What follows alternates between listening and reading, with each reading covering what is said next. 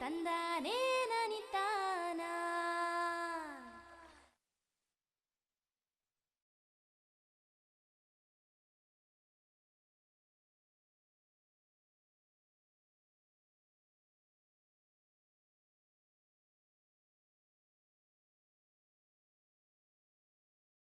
ಗಳ ಉತ್ಪಾದನೆಗೆ ನಮ್ಮ ನಾಡು ಜಾಗತಿಕ ಮಟ್ಟದಲ್ಲಿ ಹೆಸರುವಾಸಿಯಾಗಿದೆ. ಈ ಹಿರಿಮೆಗೆ ವೀಳ್ಯದೆಲೆಯು ತನ್ನ ಕೊಡುಗೆಯನ್ನ ನೀಡಿದೆ. ಸಾಮಾನ್ಯವಾಗಿ ನೀರು ಸಮೃದ್ಧಿಯಾಗಿರುವಂಥ ಕಡೆ ವೀಳ್ಯದೆಲೆ ಕೃಷಿಯನ್ನ ಮಾಡಲಾಗುತ್ತದೆ. ವೀಳ್ಯದೆಲೆ ಗಿಡಗಳಿಗೆ ಹೆಚ್ಚು ತೇವಾಂಶ ಒದಗುವುದರಿಂದ ರೋಗಾಣುಗಳ ಹಾವಳಿ ಹೆಚ್ಚು. ಇಂತಹ ಪ್ರದೇಶದಲ್ಲಿ ಇದನ್ನ ಬೆಳೆಯುವುದರಿಂದ ಬೇಗನೆ ರೋಗಕ್ಕೆ ಈ ಬೆಳೆ ತುತ್ತಾಗುವ ಸಂಭವವಿರುತ್ತದೆ.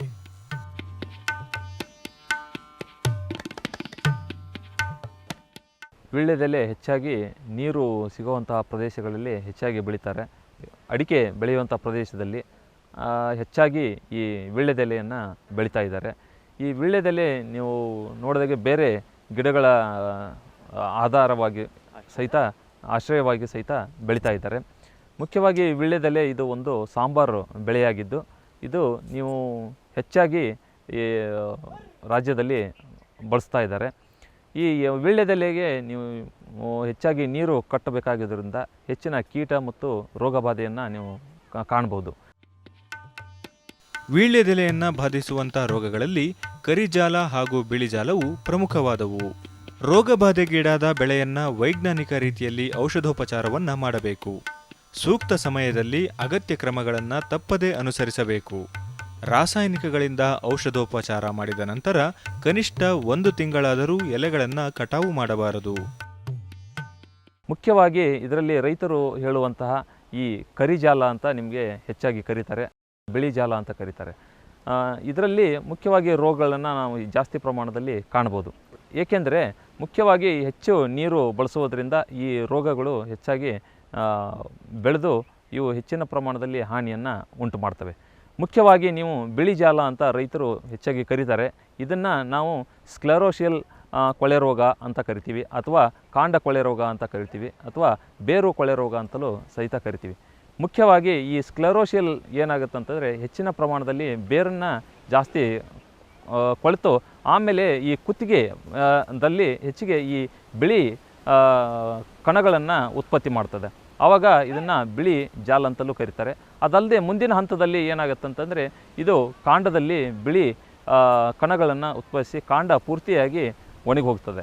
ಆಮೇಲೆ ಈ ಕಾಂಡ ನೀವು ಎಲ್ಲಾದರೂ ಸ್ವಲ್ಪ ತೆಗೆದು ನೋಡಿದರೆ ಅಥವಾ ಕಾಂಡ ಸೀಳಿದಾಗ ನಿಮಗೆ ಅದರಲ್ಲಿ ಏನಾಗುತ್ತೆ ಅಂದರೆ ಪೂರ್ತಿ ಕೊಳೆತ ಹಾಗೆ ಪೂರ್ತಿ ಕೊಳೆತು ಅದು ನಿಮಗೆ ಒಡೆದು ಬರ್ತದೆ. ಆಮೇಲೆ ಇದನ್ನು ನೀವು ಪೂರ್ತಿ ಗಿಡ ಎಲ್ಲ ಒಣಗಿ ನಿಮಗೆ ಜಾಸ್ತಿ ಪ್ರಮಾಣದಲ್ಲಿ ಹಾನಿಯನ್ನು ಉಂಟು ಮಾಡ್ತದೆ. ಹೀಗಾಗಿ ಈ ಎಲ್ಲಾದರೂ ನೀವು ಸ್ಕ್ಲೆರೋಸಿಯಲ್ ಕೊಳೆ ರೋಗ ಅಥವಾ ಕಾಂಡ ಕೊಳೆ ರೋಗ ಇದನ್ನು ನೀವು ಕುತ್ತಿಗೆ ಕೊಳೆ ರೋಗ ಅಂತಲೂ ಕರೀತಾರೆ. ಇದನ್ನು ಹೆಚ್ಚಿನ ಪ್ರಮಾಣದಲ್ಲಿ ನೀವು ಹತೋಟಿ ಮಾಡಬೇಕಂತಂದರೆ ನಿಮಗೆ ಕಾರ್ಬನ್ ಡೈಜಿಮ್ ಅದು 1 ಗ್ರಾಮ್ 1 ಲೀಟರ್ ನೀರಿಗೆ ಹಾಕಿಬಿಟ್ಟು ಈ ಗಿಡದ ಸುತ್ತಲೂ ನೀವು ಸುರಿಯೋದ್ರ ಮೂಲಕ ಇದನ್ನು ಹತೋಟಿ ಮಾಡ್ಬೋದು. ಅದರ ಜೊತೆಗೆ ನಾವು ಈ ಕಾರ್ಬನ್ ಡೈಜಿಮ್ ಜೊತೆಯಲ್ಲಿ ಈಗ ಹೊಸ ಮಾರುಕಟ್ಟೆಯಲ್ಲಿ ಸಿಗುವಂತಹ ಸಾಫ್ ಅಂತ ಕರೀತಾರೆ ನಿಮಗೆ. ಅದು ಸಹಿತ ಏನಂದರೆ ಕಾರ್ಬನ್ ಡೈಜಿಮ್ ಮತ್ತು ಮ್ಯಾಂಕೋಜಿಬ್ ಕೂಡಿರ್ತಕ್ಕಂಥದ್ದು. ಅದಕ್ಕೆ 1 ಮಿಲಿ 1 ಲೀಟ್ರಿಗೆ ನೀವು ಮಿಶ್ರಣ ಮಾಡಿ ಸಹಿತ ಇದನ್ನು ಗಿಡಗಳಿಗೆ ಸಮೀಪದಲ್ಲಿ ಹೊಯ್ಯೋದ್ರಿಂದ ಅಥವಾ ತೊಯಿಸೋದ್ರಿಂದ ಈ ರೋಗವನ್ನು ನೀವು ಹತೋಟಿ ಮಾಡ್ಕೋಬೋದು. ವೀಳ್ಯದೆಲೆಯಲ್ಲಿ ಹೆಚ್ಚಿಗೆ ನಿಮಗೆ ಈ ಕರಿಜಾಲ ರೋಗ ಬಾಧಿತ ರೈತರು ಹಾನಿಗೊಳಗಾಗಿದ್ದಾರೆ. ಈ ಕರಿಜಾಲ ಅಂತಂದರೆ ನೀವು ನೋಡಿರ್ಬೋದು, ಇದು ನಾವು ಬ್ಯಾಕ್ಟೀರಿಯಲ್ ಬ್ಲೈಟ್ ಅಂತ ಕರಿತೀವಿ ಅಥವಾ ಬ್ಯಾಕ್ಟೀರಿಯಲ್ ಎಲೆ ಚುಕ್ಕೆ ರೋಗ ಅಂತಲೂ ಕರಿತೀವಿ.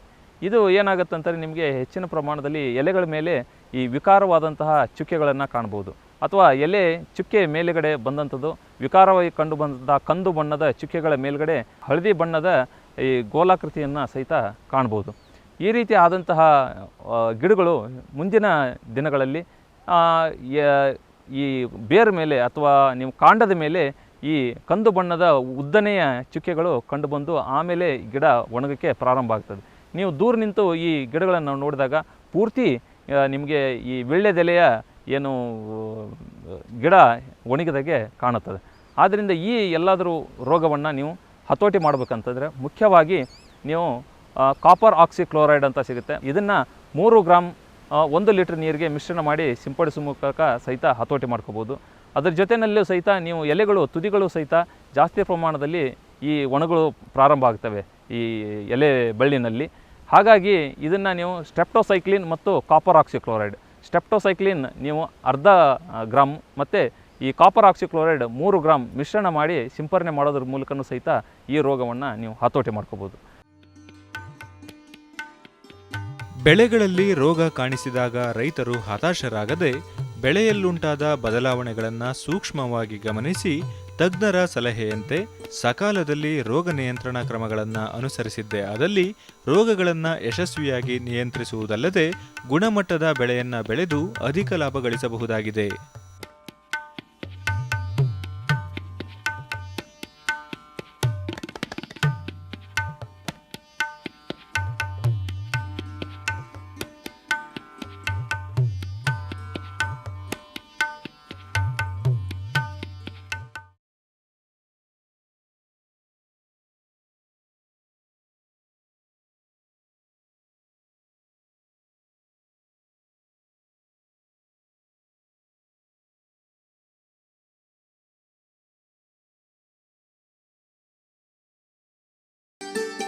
ನಿಸರ್ಗದತ್ತ ಕೊಡುಗೆಯನ್ನು ಸಮರ್ಥವಾಗಿ ಬಳಸಿಕೊಂಡಲ್ಲಿ ಮಾನವ ಸಮೃದ್ಧವಾಗಿ ಜೀವಿಸಬಹುದು. ಕೃಷಿಯಲ್ಲಂತೂ ಕೃಷಿ ತ್ಯಾಜ್ಯ, ಪಶು ತ್ಯಾಜ್ಯವನ್ನೇ ಬಳಸಿ ಉತ್ತಮ ಸಾವಯವ ಗೊಬ್ಬರ ತಯಾರಿಸಿ ಭೂಮಿಗೆ ಹಾಕಿದಲ್ಲಿ ಅತ್ಯುತ್ತಮ ಬೆಳೆ ಬೆಳೆಯಬಹುದು. ದುಬಾರಿ ರಾಸಾಯನಿಕಗಳ ಮೇಲೆ ಅವಲಂಬಿಸದೆ ಸ್ವತಂತ್ರವಾಗಿ ಕೃಷಿ ಕೈಗೊಂಡು ಅಧಿಕ ಲಾಭವನ್ನು ಗಳಿಸಬಹುದು. ಹೀಗೆ ಭತ್ತ, ತೆಂಗು, ಹುಣಸೆ, ಸೀಗೆ ಮುಂತಾದ ಮಿಶ್ರ ಬೆಳೆಗಳನ್ನು ಬೆಳೆದು ಜೈವಿಕ ಕೃಷಿಯಲ್ಲಿ ತೊಡಗಿದ್ದಾರೆ ಹಾಸನ ತಾಲೂಕಿನ ಬ್ಯಾಡ್ರಹಳ್ಳಿಯ ಪ್ರಗತಿಪರ ರೈತರಾದ ರವಿಶಂಕರ್ ಅವರು.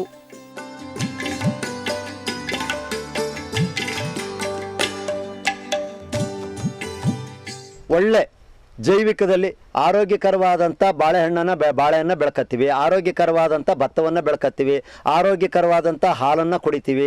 ಆಮೇಲೆ ಮರಗಿಡದೊತ್ತಿ ಬಂದರೆ ನಮಗೆ ಸಂತೋಷ ಅಂದರೆ ಯಾವ ಹಾಲು ಅನ್ನ ಅಲ್ಲ, ಯಾವ ಅಟ್ಟೈಶ್ವರ್ಯನೂ ಕೊಟ್ಟರು ಸಾಲದು. ಅಷ್ಟೊಂದು ತೃಪ್ತಿಕರವಾದ ಸಮಾಧಾನ ಈ ತೆಂಗಿನ ಗಿಡ, ಬಾಳೆ ಗಿಡ, ಈ ಭತ್ತ ಇವನ್ನು ನೋಡ್ತಾ ಇದ್ದರೆ ನಮಗೆ ಮನೆಗೆ ಹೋಗಕ್ಕೆ ಮನಸ್ಸು ಬರಲ್ಲ. ಅಷ್ಟು ಸಂತೋಷ ನಮಗೆ ಉಕ್ಕಿ ಬರ್ತದೆ, ಹೊರತಾಗಿ ಯಾವುದೇ ದುರಾಲೋಚನೆಗಳು ಬರೋಲ್ಲ. ಅಂಟವಾಳ, ಶೀಗೆಕಾಯಿ, ಹುಣಸೆ ಹಣ್ಣಿನಂತಹ ವಾರ್ಷಿಕ ಬೆಳೆಯಿಂದ ಉತ್ತಮ ಲಾಭ ಪಡೆಯುತ್ತಿರುವ ರವಿಶಂಕರ್ ಅವರು ಸೀತಾಫಲ, ಹಲಸು ಮುಂತಾದ ಹಣ್ಣಿನ ಮರಗಳನ್ನು ಹೊಲದ ಸುತ್ತಲೂ ಬೆಳೆಸಿದ್ದಾರೆ. ನಾವು ಇಲ್ಲಿ ಅಂಟವಾಳ ಬೆಳೆಸೋದ್ರಿಂದ ಏನಾಗುತ್ತೆ, ವರ್ಷಕ್ಕೊಮ್ಮೆ ಫಸಲು ಬಿಡುತ್ತೆ. ಅಂಟವಾಳ ನಮಗೆ ಇವತ್ತು ಮಾರ್ಕೆಟಲ್ಲಿ 20 ರಿಂದ 25 ರೂಪಾಯಿ ಇದೆ. 1-2 ಕ್ವಿಂಟಾಲ್ಗೆ ಅಂಟವಾಳ ಬಂದರೂ 4-5 ಸಾವಿರ ರೂಪಾಯಿ ದುಡ್ಡಾಯಿತು. ಹುಣಸೆ ಸೀಗೆಕಾಯಿ ಇವತ್ತು ನಮಗೆ ಪುಡಿ 1 kg ಅಂಗಡಿಲಿ ತರಬೇಕು ಅಂದರೆ 120 ರೂಪಾಯಿ ಆಗ್ತದೆ. ಅದೇ ನಾವೇ ಸ್ವಂತ ಬೆಳೆದಿರೋದ್ರಿಂದ ನಾವೇನು ಮನೆಗೆ ಉಪಯೋಗಿಸಿ ನೆಂಟರ ಹತ್ತಿರಕ್ಕೆ ಕೊಟ್ಟು ನಾನು 5 ಕ್ವಿಂಟಾಲಿಂದ 10 ಕ್ವಿಂಟಾಲನ್ನು ಸೀಗೆಕಾಯಿ ಮಾರ್ತೇನೆ. ಅದರಿಂದಲೂ ಕೂಡ ಒಂದು 25 ಸಾವಿರ ರೂಪಾಯಿ 30 ಸಾವಿರ ರೂಪಾಯಿ ಸೀಗೆಕಾಯಿಲಿ ಆದಾಯ ಇದೆ. ಮತ್ತು ಹುಣಸೆ ಹಣ್ಣು ಕೂಡ ಅಷ್ಟೇ. ಹುಣಸೆ ಹಣ್ಣು ಆರೋಗ್ಯಕ್ಕೆ ತುಂಬ ಒಳ್ಳೆಯದು. ಮತ್ತು ಹುಣಸೆ ಹಣ್ಣು ಕೂಡ ನಾವು ಮಾರಾಟ ಮಾಡ್ತೀವಿ, ಮತ್ತು ಮನೆಗೂ ಕೂಡ ಉಪಯೋಗಿಸ್ತೀವಿ. ಮರಗಳ ರೆಂಬೆಗಳನ್ನು ಕಡಿದು ಭೂಮಿಗೆ ಸೇರಿಸುವುದರಿಂದ ಭೂಮಿಯ ಫಲವತ್ತತೆ ವೃದ್ಧಿಸುತ್ತದೆ ಎಂಬುದು ರವಿಶಂಕರ್ ಅವರ ಅನುಭವ. ಸುತ್ತ ಮರಗಿಡಗಳು, ಬೇವಿನ ಮರ ಮತ್ತು ಹಣಸಿನ ಮರ, ಇವತ್ತು ಹಣಸಿನ ಮರಗಳಿದೆ, ರಾಮಫಲ ಇದೆ, ಸೀತಾಫಲ ಇದೆ, ನಮಗೆ ನುಗ್ಗೆ ಇದೆ. ಇವೆಲ್ಲವರಿಂದ ಉಪಯೋಗಿಸೋದ್ರಿಂದ ಏನಾಗ್ತದೆ ಅಂತ ಅಂದರೆ ನಮಗೆ ಸುತ್ತ ಮರಗಿಡಗಳನ್ನು ಹಾಕ್ಕೊಂಡಿದ್ದೀವಿ. ನಾವು ಹಾಕ್ತಾ ಇದ್ದರೂ ನಾವು ಆ ಮರಗಿಡಗಳು ಅವೇ ನ್ಯಾಚುರಲ್ ಆಗಿ ಬೆಳೆದಿದ್ದಾವೆ. ಇವತ್ತೇನಾಗಿದೆ, ನಮ್ಮ ಭೂಮಿ ಸುತ್ತ ಹೇರಳುವ ಮರ ಇರೋದ್ರಿಂದ ನಾವು ಗದ್ದೆ ಕುಯ್ದ ತಕ್ಷಣ ಏನು ಮಾಡ್ತೀವಿ, ಮರಗಳೆಲ್ಲವನ್ನು ಕಡಿದ್ಬಿಟ್ಟು ಗದ್ದೆ ಒಳಗಡೆ ಹಾಕ್ತೀವಿ. ಆ ಎಲೆ ಉದುರುತ್ತೆ, ಎಲೆ ಉದುರಿದ್ರೆ ಎರೆಹುಳುಗಳು ತಯಾರಾಗುತ್ತೆ. ಅದು ಒಂದು ಒಳ್ಳೆ ಉತ್ತಮವಾದ ಗೊಬ್ಬರ. ಮತ್ತು ನಾವು ಕಾಡು ಲಂಟಾನ ಅಂದರೆ ನಮ್ಮ ಕಡೆ ಗುಲಾಬಿ ಅಂತಾರೆ, ಕೆಲವು ಕಡೆ ರೋಜಾದ ಕಡ್ಡಿ ಅಂತಾರೆ. ಇದನ್ನು ಕೂಡ ಸುತ್ತ ಎಲ್ಲವನ್ನು ಕಡಿದ್ಬಿಟ್ಟು ಅದರೊಳಗಡೆ ಹಾಕ್ತೀವಿ. ಅದು ಕೂಡ ಉತ್ತಮವಾಗಿ ಬೆಳೆ ಬರುತ್ತೆ. ಮತ್ತು ಎಲೆ ಉದುರಿದಂಥ ಜಾಗದ ಮಣ್ಣನ್ನು ಕೂಡ ಆಜುಬಾಜಿನಲ್ಲಿ ಇರೋದ್ರಿಂದ ಜಮೀನು ಹತ್ತಿರಲ್ಲೇ ಬೆಳೆಸ್ಕೊಳ್ಳೋದ್ರಿಂದ ಆ ಮಣ್ಣನ್ನು ಕೂಡ ನಾವು ಭೂಮಿಗೆ ಉಪಯೋಗಿಸೋದ್ರಿಂದ ಭಾರಿ ಚೆನ್ನಾಗಿ ಬೆಳೆ ಬರುತ್ತೆ, ಇಳುವರಿ ಬರುತ್ತೆ, ರುಚಿಕರವಾಗಿರುತ್ತೆ, ಚೆನ್ನಾಗಿರುತ್ತೆ. ಭತ್ತ ಕಟಾವಾದ ನಂತರ ತರಕಾರಿ ಬೆಳೆಯುವುದರಿಂದ ಯಾವುದೇ ಹೆಚ್ಚುವರಿ ಖರ್ಚಿಲ್ಲದೆ ಹೆಚ್ಚಿನ ಲಾಭ ಪಡೆಯುತ್ತಿರುವುದಾಗಿ ರವಿಶಂಕರ್ ಹೇಳುತ್ತಾರೆ. ಹಲವಾರು ಬೆಳೆ ಬೆಳ್ಕೊಳ್ಳೋದ್ರಿಂದ ಅಂತ ಅಂದರೆ ಈಗ ನೋಡಿ ನಮಗೆ ಈಗ ಭತ್ತ ಬಂತು ಮಾರಾಟ ಆಯಿತು ಅಂದ ತಕ್ಷಣ ಮತ್ತೆ ನಾವು ಗದ್ದೆ ಕೂತ ತಕ್ಷಣ ತರಕಾರಿ ಮಾಡಿದ್ವಿ. ಈ ಸರಿ ನಾವು ಟೊಮೆಟೊ ಹಾಕಿದ್ದೆ, ಒಳ್ಳೆ ರೇಟ್ ಸಿಕ್ತು. ಮದನ ಪುಲ್ಲಿ ಬೀಜವನ್ನು ನಾನೇ ಮಾಡ್ಕೊಂಡಿದ್ದೆ. ಆ ಬೀಜವನ್ನು ಒಟ್ಲುಪಾತಿ ಮಾಡಿ ನಾನು ಟೊಮೆಟೊ ಹಾಕಿದೆ. ಆ ಟೊಮೆಟೊ ಹಾಕಿಬಿಟ್ಟು ಟೊಮೆಟೊಯನ್ನು ಬೆಳೆದು ಮಾರಾಟ ಮಾಡಿದೆ. 25,000 ರೂಪಾಯಿ ಟೊಮೆಟೊಲಾಯಿತು. ₹1 ಆಳಿನ ಕೂಲಿ ಇಲ್ಲ, ₹1 ರಾಸಾಯನಿಕ ಗೊಬ್ಬರ ಇಲ್ಲ, ₹1 ಔಷಧಿ ಇಲ್ಲ. 25,000 ರೂಪಾಯಿ ಆಯಿತು. ಅದೇ ರಾಸಾಯನಿಕ ಗೊಬ್ಬರ ಔಷಧಿ ಎಲ್ಲವನ್ನು ಹಾಕ್ಬಿಟ್ಟು 50,000 ರೂಪಾಯಿ ಆಗ್ಬಿಟ್ಟು 45,000 ರೂಪಾಯಿ ಖರ್ಚು ಮಾಡಿಬಿಟ್ರೆ ಅದರಲ್ಲಿ ನಮ್ಗೆ ಯಾವುದೇ ರೀತಿ ಆದಾಯ ಇಲ್ಲ. ನಮಗೆ ಇದು ಪೂರ್ತಿ ನಮ್ಗೆ ಆದಾಯ ಉಳ್ಕಾತು. ನಾಟಿ ಹಸುಗಳನ್ನು ಸಾಕಿರುವ ಇವರು ಇದರಿಂದ ಕುಟುಂಬಕ್ಕೆ ಸಾಕಷ್ಟು ಹಾಲು ಲಭ್ಯವಿದ್ದು ಹೆಚ್ಚಿನ ಹಾಲನ್ನು ಮಾರಿ ಲಾಭ ಗಳಿಸುತ್ತಿದ್ದಾರೆ.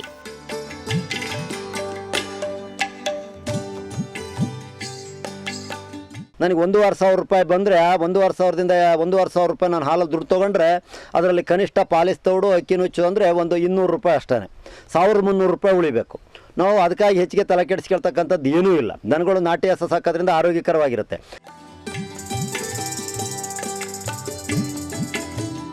ತೆಂಗಿನಿಂದಲೂ ನಿರಂತರ ಲಾಭ ಬರುವುದಾಗಿ ರವಿಶಂಕರ್ ಸಂತಸ ವ್ಯಕ್ತಪಡಿಸುತ್ತಾರೆ.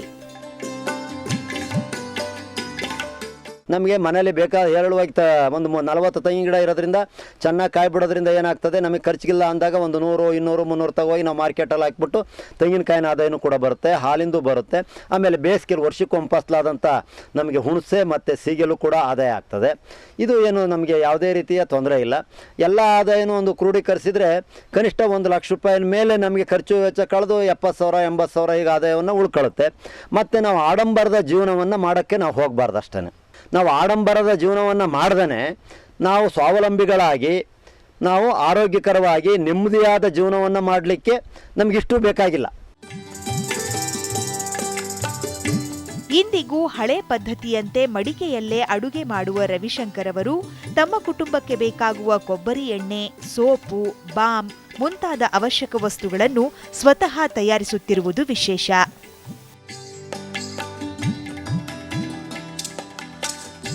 ನಮ್ಮ ಮನೇಲಿ ಹುತ್ತದ ಮಣ್ಣಿನ ಸೋಪನ್ನು ಮಾಡ್ತೀವಿ ಸ್ನಾನಕ್ಕೆ. ಆ ಹುತ್ತದ ಮಣ್ಣಿನ ಸೋಪನ್ನೇ ನಾವು ಮನೆಯಲ್ಲೆಲ್ಲ ಉಪಯೋಗಿಸ್ತೀವಿ. ಮತ್ತು ಎಣ್ಣೆಯನ್ನು ನಾವೇ ಸ್ವಂತವಾಗಿ ಮಾಡ್ಕೊಳ್ತಾ ಇದ್ದೀವಿ, ಅದನ್ನು ಕೂಡ ನಾವೇ ಉಪಯೋಗಿಸ್ತೀವಿ. ಕೊಬ್ಬರಿ ಎಣ್ಣೆಯಿಂದ ತಿಂಡಿ ತಿನಿಸುಗಳನ್ನು ನಾವೇ ಮಾಡ್ತೀವಿ. ಖಂಡಿತ ಕೊಲೆಸ್ಟ್ರಾಲ್ ಇಲ್ಲ. ಮತ್ತು ತೈಲ ಇವೆಲ್ಲವನ್ನು ಕೂಡ ನಾವೇ ಸ್ವಂತವಾಗಿ ಮಾಡ್ಕೊಳ್ತೀವಿ. ಅವನ್ನು ಕೂಡ ನಮ್ಮ ಹೆಣ್ಮಕ್ಳು ಕೂಡ ಮಾಡ್ತಾ ಇದ್ದಾರೆ. ಇಷ್ಟೇ ಅಲ್ಲ, ತಮ್ಮ ಮಕ್ಕಳಿಗೆ ಉತ್ತಮ ಶಿಕ್ಷಣ ಕೊಡಿಸುವುದಲ್ಲದೆ ಎಲ್ಲ ಕೃಷಿ ಕೈಂಕರ್ಯಗಳಲ್ಲಿ ಅವರು ಭಾಗವಹಿಸುವಂತೆ ಪ್ರೋತ್ಸಾಹಿಸುವ ಮೂಲಕ ಕೃಷಿ ಮಹತ್ವವನ್ನು ಮನದಟ್ಟು ಮಾಡಿಕೊಟ್ಟಿದ್ದಾರೆ. ನಮ್ಮ ಜೊತೆ ಸಂಪೂರ್ಣವಾಗಿ ಅವರು ಕೈ ಜೋಡಿಸಿ ಮಾಡ್ತಾ ಇರೋದ್ರಿಂದ ಅವ್ರಿಗೆಲ್ಲ ಕೆಲಸ ಕಾರ್ಯಗಳನ್ನು ಕಲಿಸಿದ್ದೀವಿ. ಗದ್ದೆ ಕೆಲಸ ಇರುತ್ತೆ, ಹೊಲದ ಕೆಲಸ ಇರುತ್ತೆ, ಆಮೇಲೆ ತೋಟದ ಕೆಲಸ ಇರುತ್ತೆ. ಇವೆಲ್ಲವನ್ನೂ ಕೂಡ ಅವರೇ ಮಾಡ್ತಾರೆ. ಮತ್ತು ಮಡಿಕೆಯಲ್ಲಿ ಅಡುಗೆ ಮಾಡಿದರೆ ಒಡೆದೋಗುತ್ತೆ ಅಂತ ಹೇಳ್ತಾರೆ. ನಮ್ಮ ಮನೇಲಿ ಇವತ್ತು ಕೂಡ ಮಡಿಕೆಯಲ್ಲಿ ಅಡುಗೆ ಮಾಡೋ ಪದ್ಧತಿಯನ್ನು ಇವತ್ತು ಕೂಡ ನಿಷೇಧ ಮಾಡಿಲ್ಲ. ಅದು ಮಡಿಕೆ ಮಾಡೋದು ಒಂದು ಬ್ಯಾಲೆನ್ಸು, ಕೊಟ್ಟಿಗೆ ಕಸ ಹಾಕೋದು ಒಂದು ಬ್ಯಾಲೆನ್ಸು, ದನಕರುಗಳು ಸಾಕೋದು ಒಂದು ಬ್ಯಾಲೆನ್ಸು. ಇದ್ರ ಜೊತೆ ಸಕ್ರಿಯವಾಗಿ ನಮ್ಮ ಮಕ್ಕಳು ನಮ್ಮ ಜೊತೆ ಯಾವುದೇ ಬೇಜಾರಿಲ್ದಲೆ, ಯಾವುದೇ ಸಂಕೋಚ ಇಲ್ದಲೆ ಸಮೃದ್ಧಿಯಾಗಿ ಹಂಚ್ಕೊಂಡಿದ್ದಾರೆ.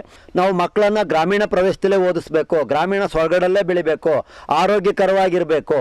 ಇವತ್ತು ಭತ್ತ ಹುಲ್ಲು ಒಕ್ಕಣೆ ಮಾಡಬೇಕು ಅಂತ ಅಂದರೆ ರಾತ್ರಿ 12 ಗಂಟೆವರೆಗೂ ಒಕ್ಕಣೆ ಮಾಡ್ತಾರೆ. ಬೆಳಗ್ಗೆ 5 ಗಂಟೆಗೆ ಕಂಪಲ್ಸರಿ ಎದ್ಬಿಟ್ಟು ಅವ್ರು ಕೈಕಾಲು ಮುಖ ತೊಳ್ಕೊಂಡು ಕಾಲೇಜ್ಗೆ ಹೋಗ್ತಾರೆ. ಆರೋಗ್ಯನೂ ಉಳಿಯುತ್ತೆ, ದವಸ ಧಾನ್ಯನೂ ಬರುತ್ತೆ. ಆಮೇಲೆ ಹಳ್ಳಿಲಿ ಎಲ್ಲ ಕೆಲಸ ಕಾರ್ಯನೂ ಕಲ್ತಿರ್ತಾರೆ. ಇವತ್ತು ಕೆಲವು ಹುಡುಗರುಗಳಿಗೆ ಪಟ್ಟಣಕ್ಕೆ ಕಳಿಸಿ ಹಳ್ಳಿ ಗ್ರಾಮೀಣ ಪ್ರದೇಶದವರು ಏನಾಗಿದ್ದಾರೆ ಅಂದರೆ ಇವತ್ತು ಮರ ಏನು, ಗಿಡ ಏನು, ಬೆಳೆ ಏನು, ಮರ ಏನು, ಮಣ್ಣೇನು, ಯಾವ ಮಣ್ಣಲ್ಲಿ ಏನಿದೆ, ಮತ್ತು ಭೂಮಿಲಿ ಇದು ಎಂಥ ಗಿಡವಪ್ಪ ಅಂದರೆ ಹೇಳಕ್ಕೆ ಬರೋದಿಲ್ಲ. ಇದನ್ನು ಮನಗಂಡು ಎಲ್ಲರೂ ಆಲೋಚನೆ ಮಾಡಿ ಬಗೆಹರಿಸ್ಕೊಳ್ಳೋದು ಒಳ್ಳೆಯದು ಅಂತ ನಾನು ಹೇಳ್ತೀನಿ. ಒಬ್ಬ ರೈತ ಯಾವ ಕೃಷಿ ಕಾರ್ಮಿಕರನ್ನು ಅವಲಂಬಿಸದೆ, ಸಾಲದ ಮೊರೆ ಹೋಗದೆ ಸಮೃದ್ಧವಾಗಿ ಜೀವನ ನಡೆಸಬಹುದು ಎಂಬುದಕ್ಕೆ ಸಾಕ್ಷಿಯಾಗಿದ್ದಾರೆ.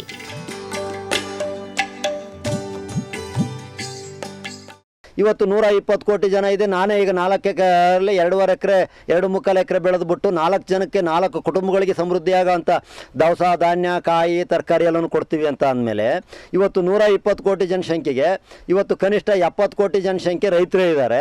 7 3 21 7 4 28 228 ಕೋಟಿಗೆ ನಾವು ಆರಾಮಾಗಿ ಅನ್ನವನ್ನು ಕೊಡ್ಬೋದು. ಇವತ್ತು ಸಾಲಕ್ಕೆ ತುತ್ತಾಗಬೇಕಾದ ಕಾರಣ ಇಷ್ಟೇ ಆಗಿದೆ.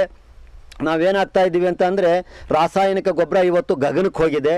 ರಾಸಾಯನಿಕ ಗೊಬ್ಬರ ತಂದು ಹಾಕೋದನ್ನು ನಾವು ಬಿಟ್ಟರೆ, ರಾಸಾಯನಿಕ ಔಷಧಿ ಹೊಡೆಯೋದನ್ನು ನಾವು ಬಿಟ್ಟರೆ ನಮಗೆ ಅದೇ 40,000 to 50,000 ಉಳಿಯುತ್ತೆ. ಮತ್ತು ಆರೋಗ್ಯನೂ ಕೂಡ ಚೆನ್ನಾಗಿರುತ್ತೆ. ಮತ್ತು ಆಡಂಬರದ ಜೀವನನೂ ಕೂಡ ಬಿಡಬೇಕಾಗತ್ತೆ.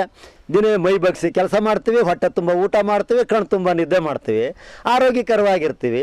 ಅಷ್ಟೊಂದು ಸಮೃದ್ಧಿಯಾದ ಜೀವನ ಅಂದರೆ ಪ್ರಪಂಚದಲ್ಲಿ ರೈತನ ಜೀವನ ಬಿಟ್ಟರೆ ಇನ್ನು ಯಾವ ಜೀವನದಲ್ಲೂ ಇಷ್ಟೊಂದು ತೃಪ್ತಿಯಾದ ಜೀವನವನ್ನು ಕಾಣಲಿಕ್ಕೆ ಸಾಧ್ಯವೇ ಇಲ್ಲ.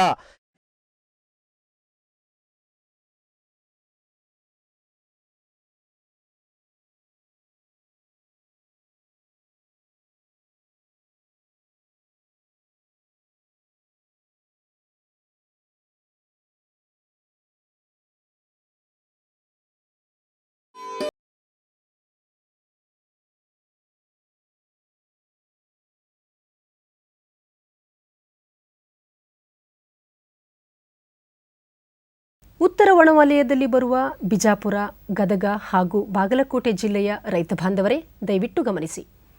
ಕಬ್ಬಿನ ಬೆಳೆಗೆ ಅಲ್ಲಲ್ಲಿ ಗೊಣ್ಣೆ ಹುಳು ಅಥವಾ ಹೆಂಡಿ ಹುಳು ಕಾಣಿಸಿಕೊಂಡಿದ್ದು, ಇದರ ಹತೋಟಿಗಾಗಿ ಪ್ರತಿ ಎಕರೆಗೆ 10 ಕಿಲೋಗ್ರಾಂ ಮೆಟರೈಸಿಯಂ ಅನ್ನು ತಿಪ್ಪೆ ಗೊಬ್ಬರದಲ್ಲಿ ಬೆರೆಸಿ ಭೂಮಿಯ ಮೇಲೆ ಸಮನಾಗಿ ಹರಡಿ.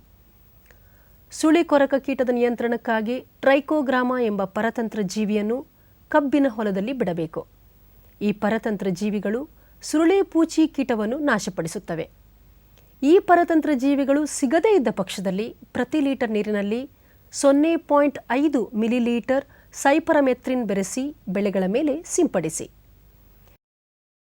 ಗೋವಿನ ಜೋಳದ ಬೆಳೆಯಲ್ಲಿ ಕೆಲವು ಕಡೆ ಕಾಂಡ ಕೊರೆಯುವ ಕೀಟ ಕಾಣಿಸಿಕೊಂಡಿದ್ದು, ಇದರ ಹತೋಟಿಗಾಗಿ 4% ಕಾರ್ಬರಿಲ್ ಹರಳುಗಳನ್ನು ಸುಳಿಯಲ್ಲಿ ಹಾಕಿ. ಹತ್ತಿ ಬೆಳೆಯಲ್ಲಿ ರಸ ಹೀರುವ ಕೀಟಗಳು ಕಾಣಿಸಿಕೊಂಡಿದ್ದು, ಅದರ ನಿಯಂತ್ರಣಕ್ಕಾಗಿ ಪ್ರತಿ ಲೀಟರ್ ನೀರಿಗೆ 1.75 ಮಿಲಿಲೀಟರ್ ಡೈಮಿಥೋಯೇಟ್ ಅಥವಾ 1 ಮಿಲಿಲೀಟರ್ ಮಾನೋಕ್ರೋಟೋಫಾಸ್ ಬೆರೆಸಿ ಸಿಂಪಡಿಸಿ.